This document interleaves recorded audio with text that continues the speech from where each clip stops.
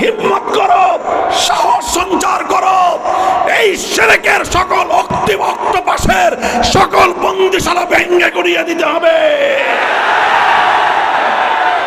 দুঃখ এবং পরিতাপ লাগে, আমার যেই দেশে আমরা বসবাস করছি দীর্ঘদিন প্রায় পৌনে এক শতাব্দী যাবৎ, পৌনে এক শতাব্দী পর্যন্ত একটা অভিশপ্ত অক্টোপাস জাতিকে ঘেরাও করে আছে।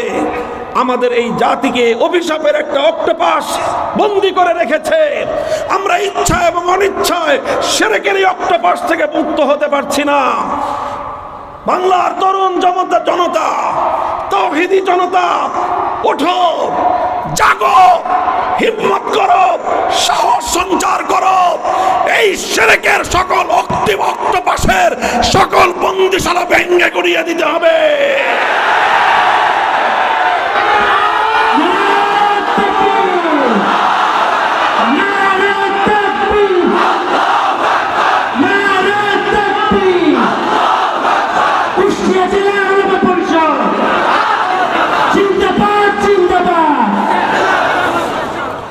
মুহতারাম হাজিরিন, কথাটা পরিষ্কার, এই কথা আমি আর লম্বা করতেছি না।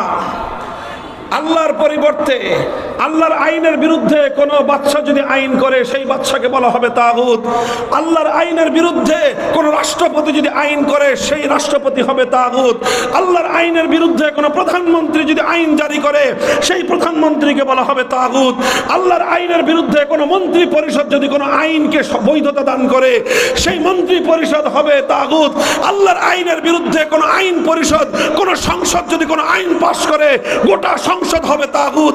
আল্লাহর আইনের বিরুদ্ধে কোনো আদালত যদি কোনো আইন তৈরি করে, কোনো বিচারপতি যদি কোনো আইন তৈরি করে সেই বিচারক, সেই বিচারালয়, সেই বিচারপতি সবগুলোই হবে তাগুতের আখড়া।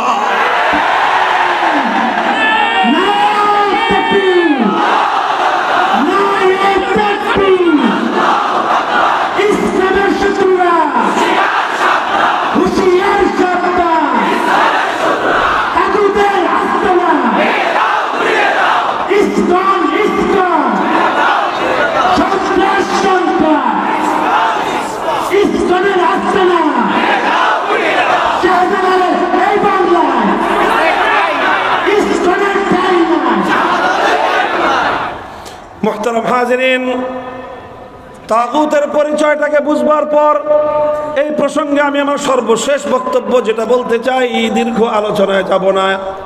এটা আজকে আমি আমার আলোচ্য বিষয় হিসেবে সিলেক্ট করেছিলাম না, কিন্তু প্রসঙ্গ এবং সময়ের দাবি আমাকে এদিকে নিয়ে আসলো।